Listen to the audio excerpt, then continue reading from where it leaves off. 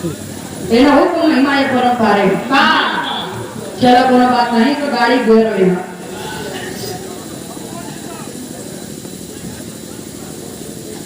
आइए इस विधा के माध्यम से आप लोगों को पता चलेगा आखिर में गरीबी क्या होती है विधा के शीर्षक पर मालदा ट्रक हादसा ट्रक से कितना बड़ा हादसा होता है आइए मास्टर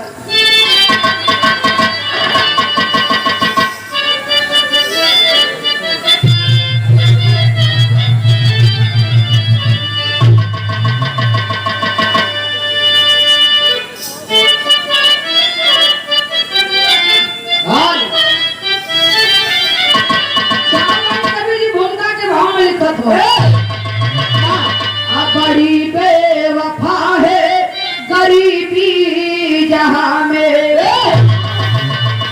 दर दर की ठोकर खिलाती गरीबी गरीबी का जीवन है कुत्तों से बदतर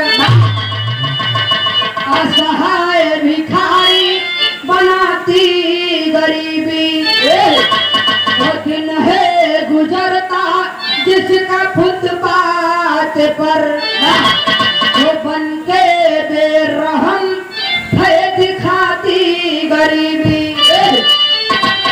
तो गरीबी न होती तो ये हादसा न होता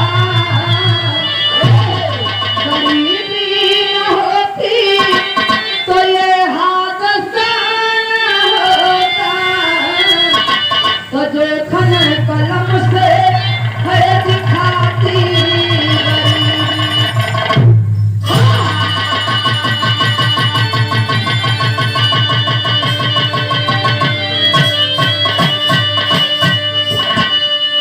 आखिर में बाबू ये गरीबी का होला कहो इहे गरीबी इंसान के इंसान कहो इंसान से हैवान बनावेला लेकिन कहो इहे गरीबी चोर कर देला लेकिन कब हो ये बाबू इहे गरीबी इंसान के सहारा बेसहारा कर लिया के फुटपाथ पर छोड़ देला बड़ी अनमोल गाथा बाटे एक लाइन कवि कव्वाली के भाव में संकेत करत हुआ ना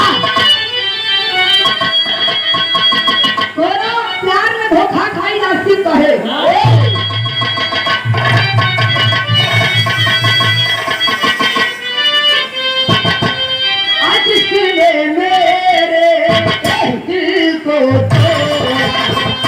आज सीने मेरे दिल को किसने मुझे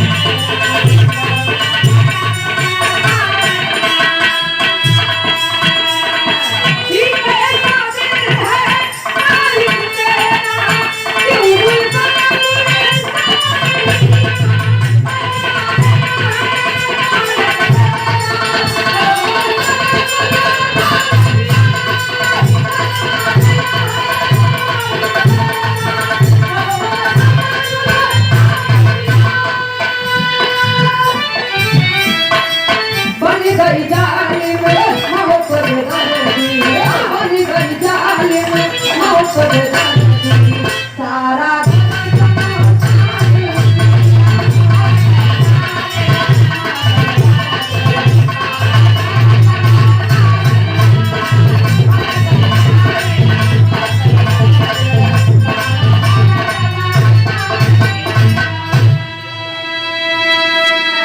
कैसा दिल है मालिक तेरा, क्यों गुलशन गुलशान किया, बन गई जालिम मौत बेदर्दी, सारा घर शमशान किया। इस कहानी पे गौर करिएगा, ऐसा नहीं पूरा विश्वास है कि आंख से आंसू छल गया ना छल के, लेकिन कलेजा जरूर ही सह जाए।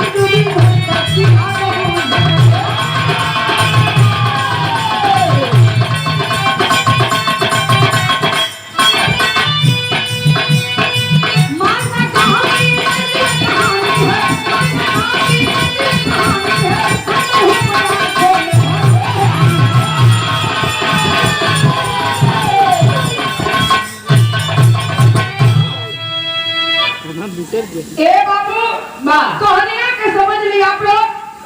2018 31 दिसंबर के दिन सब लोग खुश हो गए। क्यों? कल 1 जनवरी होगा। आज 31 दिसंबर है तो कल 1 जनवरी होगी। 2018 सॉरी भैया, हल्ला मत बजा, हाथ जोड़ते रहिए, ये बड़ा हथियार नहीं हुआ। घरों नहीं घुमा दे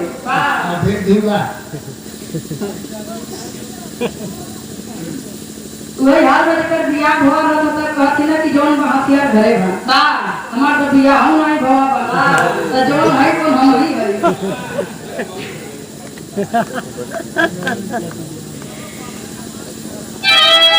2018 31 दिसंबर का दिन, 2019 का 1 जनवरी आने वाला है। लोग बड़ा खुश होवन, कल 1 जनवरी होई, बड़ा खुशियां मनावेला। कहीं रोज पार्टी चोखा का प्रोग्राम होई, कहीं कहीं नहीं चल पूछना तो कहीं चल टूर में घूम ले जाए। स्कूल से लड़का टूर में नहीं हो, होटल में खाना खाए नहीं हो, लेकिन बड़ा ही गरीब परिवार, जिला चंदौली, थाना इलिया, गांव मालदा, वही गांव का रहे वाला बाबू जी का नाम बतावल के कल्लू राम। घर के मुखिया कल्लू राम के लेके परिवार में 8 लोग होवन। बड़ा गरीब परिवार बा बाबू। मेहनत मजदूरी करन, बड़ा बेटा का बियाह करे, बहू बेटा से 2 ही लड़का होवन। दोनों बाप बेटा मिलके ईटा गाला का काम करत होवन। दिन भर के मजदूरी, एक लोग का 250 रुपया, दोनों लगन के मिला के 500 रुपया होत। कैसे वो परिवार का पेट भरत हो, लेकिन बाबू कहल जाला होला उहे जे राम रची रखा। जब भगवान के मंजूर है उहे होई। बाबा सिलाई एक लाइन कर दी, किस का संकेत करो भगवान बाबा।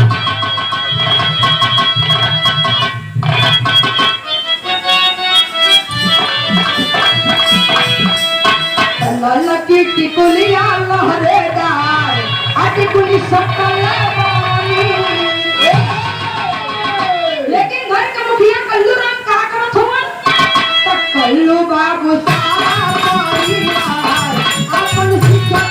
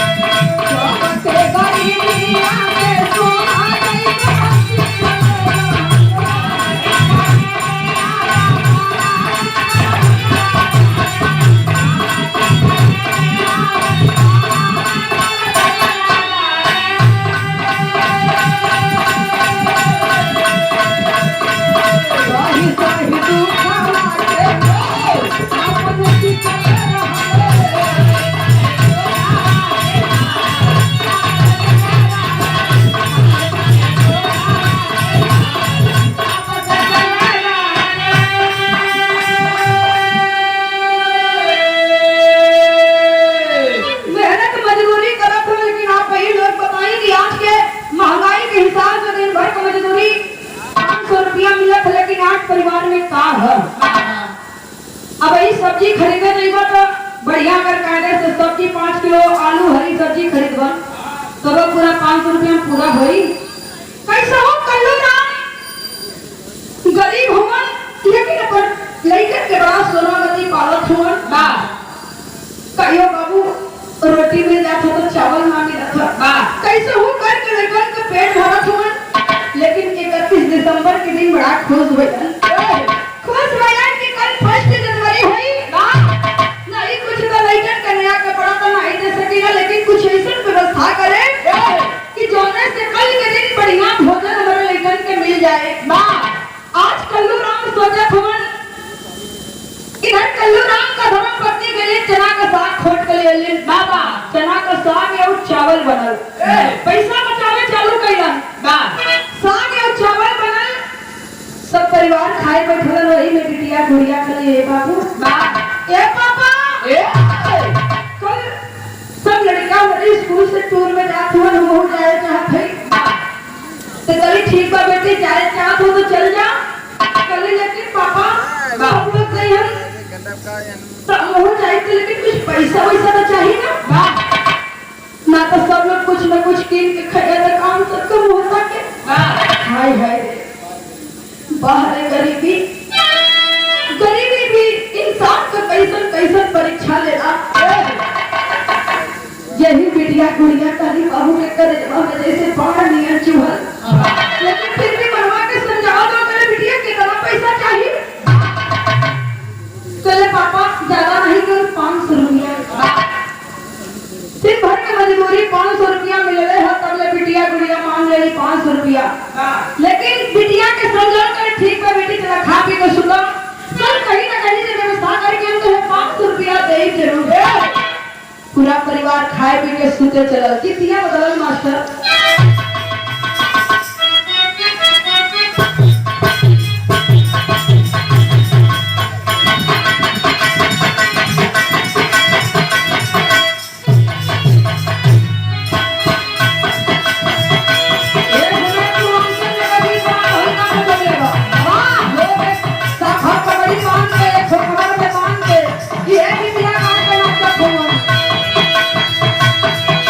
साहस नदिया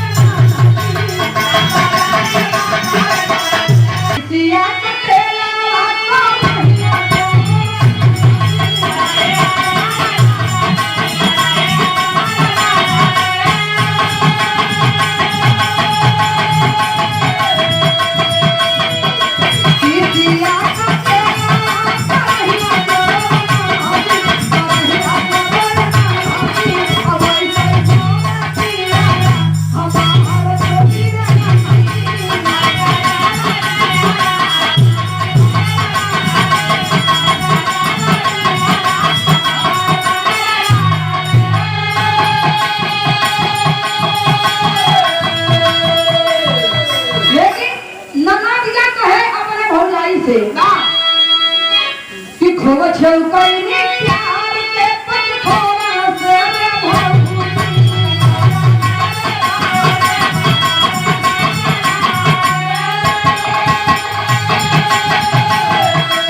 खोवा छौकैनी प्यार के पचखोरा से रे भौजी पचखोरा से रे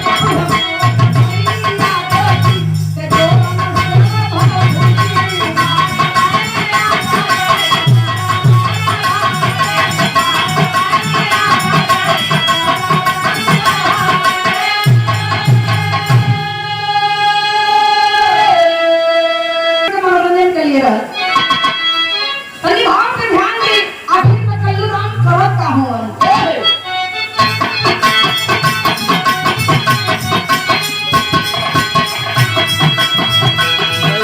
बाबू करत रहे मजदूरी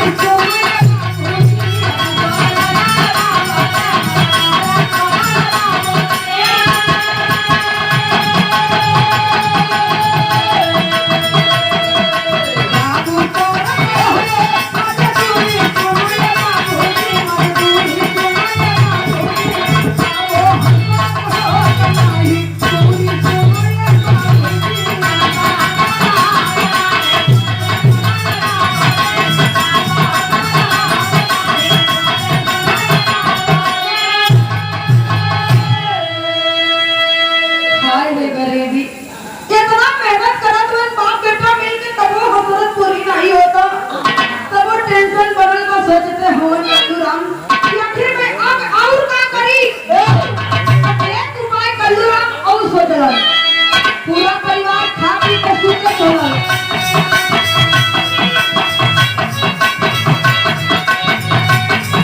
इतना गरीबी किसी के ऊपर एक छत भी नहीं बा मालवा गोवा में हाईवे के किनारे एक हमारा हाथ लगा के वही बात हो हमारा ही का घर है तो पागल ना सखाना हो पागल ना सखाना बाबू के बच्चे राजा हो खेत खरिया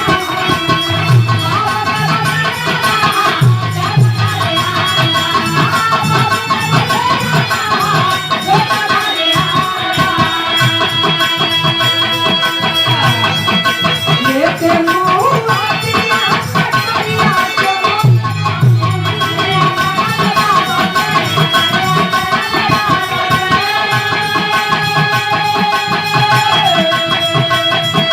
लेके मुआ दिया कटरिया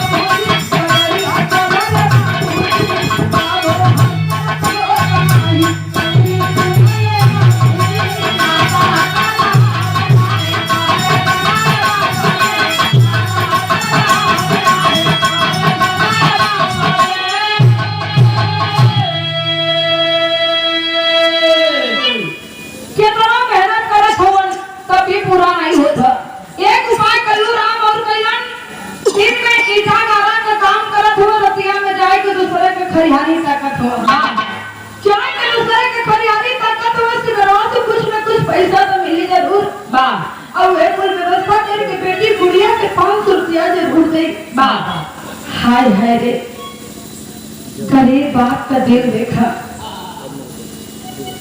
मजबूरी करत हो लेकिन बिटिया के उपाय करत हो कि 500 रुपया हम देई जरूर बा लेकिन कहल गइला कि होला उहे जे राम रच रखा बा होली के कबो केहू टाल सकल बा ना केहू के टाले से ही होली टल ना सकेला बा चल होखे वाला बा हो के रही लेकिन कहानी एगो अलग मोड़ लेवल बाबू बिटिया बदल गई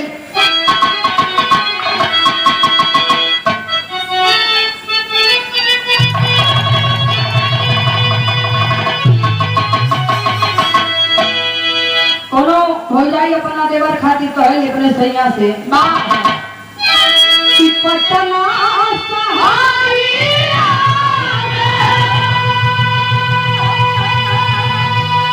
आई हो चरखवा देवर मोरा भइले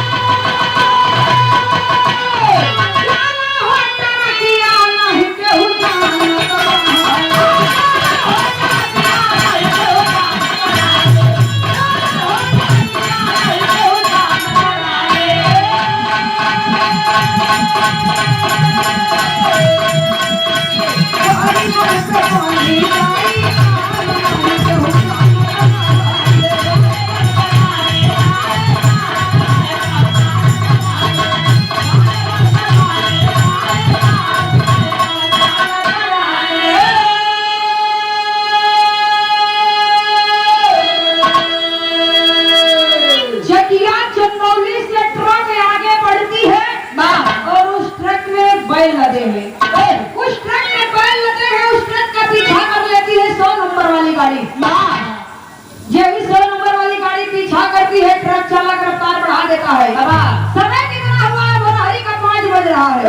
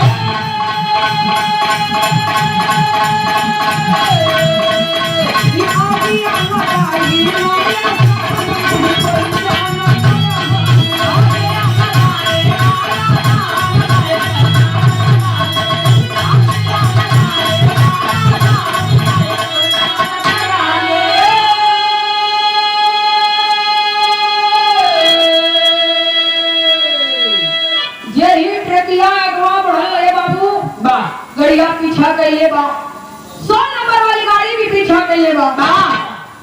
ट्रक चालक काफी रफ्तार में गाड़ी लेके जा रहा है। आज यही मौका गांव में पहुंचे, कल्लू राम के बढ़ावा के पहले 2 गो ब्रेकर बहुत बड़ा बा। हम तो वहां बिरहा गावे गई है। छटिया गोल चौराहा से 7-8 किलोमीटर है, जहाँ कल्लू राम का मकान रहा, जहाँ कल्लू राम का मढ़हा रहा। यही ट्रक पहुंचती है, हे बाबू वही ब्रेकर भी उछाल मार के ट्रकिया तिरपट हो के कल्लू राम के दोनों मढ़हा के गुजरा तगमा बढ़ाने को गड्ढा रहा। हाय हाय, लेकिन रीत बदल गई मास्टर।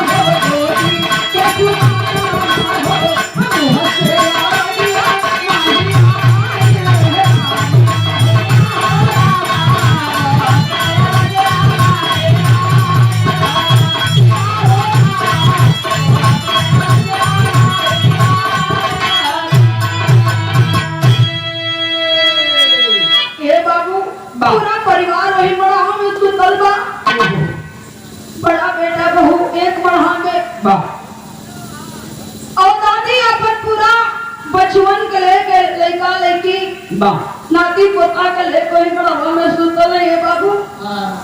यही बनारी में ट्रकिया पहुंचल बा मैं हवा के गुजरा तगड़ा को गड्ढा में फंसल पूरा परिवार के वही मरावे में तुरंत प्राण निकल गई।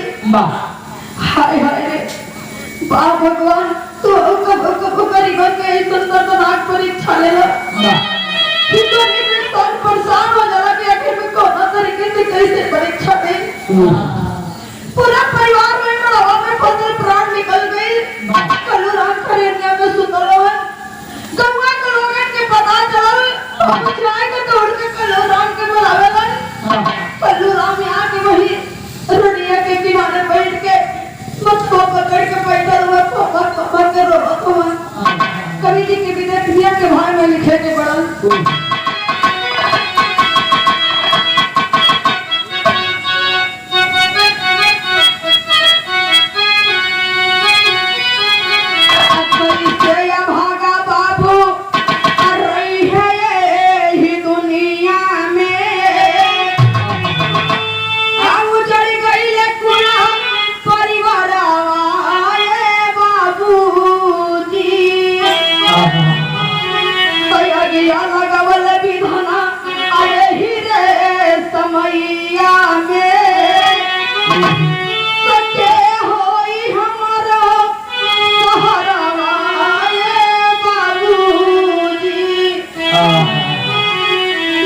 पत्नी नाती पोता सब यही मारल गईले। अब जड़ गईले कुला परिवार बाबूजी। छाती पीट पीट के कल्लू राम वही रोड के किनारे बैठल हुआ रो तो कि हाय विधाता तुझसे काम मंगली हम कबो नहीं करके पहने के बढ़िया कपड़ा नहीं मंगली कबो बढ़िया भोजन नहीं मंगली लेकिन प्रभु ऐसा परीक्षा काहे लेला। आज पूरा परिवार वही बढ़ा के नीचे कुछ लागल गौवा के लोग मिल के परिवार का लसिया बारी निकालत हुआ तेरी के भाव में कहना बा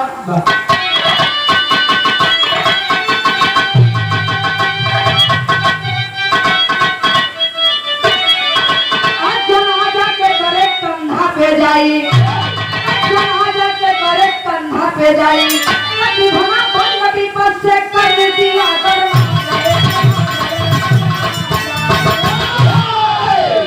विधना बंद विपद से कर दिया दरवाजा जनाजा के करे कंधा पे जाई शासन और प्रशासन आके परिवार के लतिया भरी निकाला तो सवाल करला कल्लू राम जी आखिर में तुम्हारे परिवार में कौन कौन था ये कोनो समय है कल्लू राम से सवाल करेंगे लेकिन फिर भी पकड़ कर रो तो बतावल है कल्लू राम पकड़ के भाव में कहना बा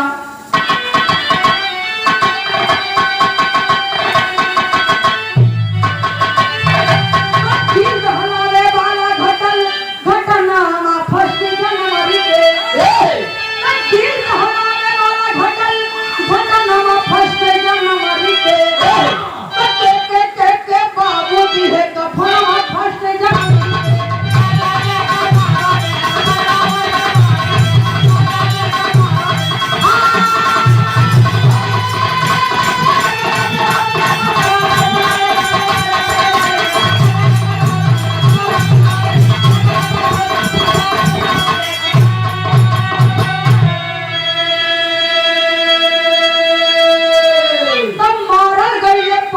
बेटा साहब पोती पोता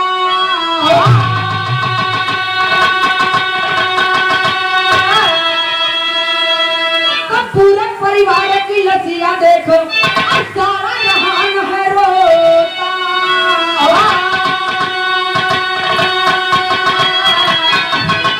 आइए दिया बेटी और खाना फंस जनवरी के आइए दिया बेटी और खाना फंस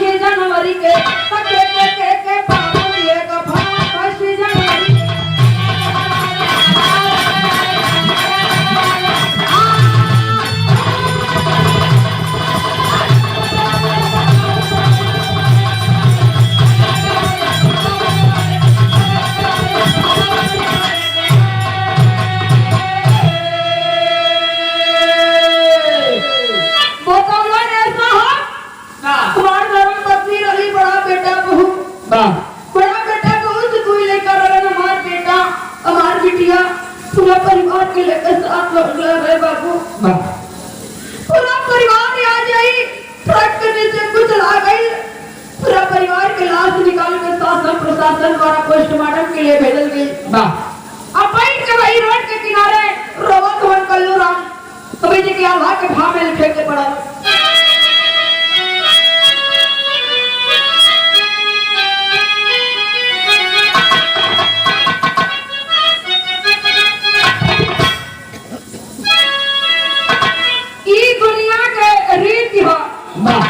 रिवाज जो के लोग रिवाज कहेला, लेकिन बड़ी अनमोल बात कभी नहीं लिखा था। सबसे बदनसीब है होला दुनिया में बाबू।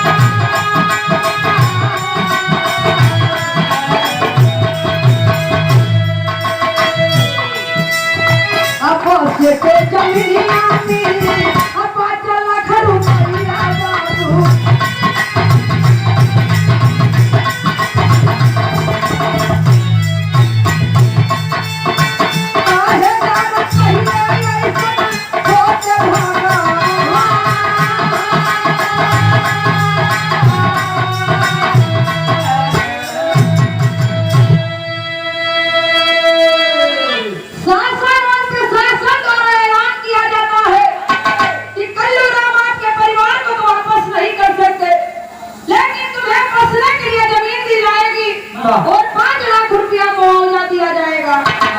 इतनी बतिया सुनते हैं बाबू कल्लू राम साहब का पैरवा पकड़ के रोवे लगल। ये साहब जमीनिया का करे साहब, है रुपया का करे।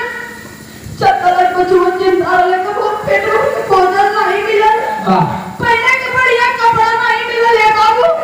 बदले पे 5 लाख रुपया लेके का करे साहब, हमें भी नहीं दिएगा भाई। 2 रुपया ना चाहिए साहब।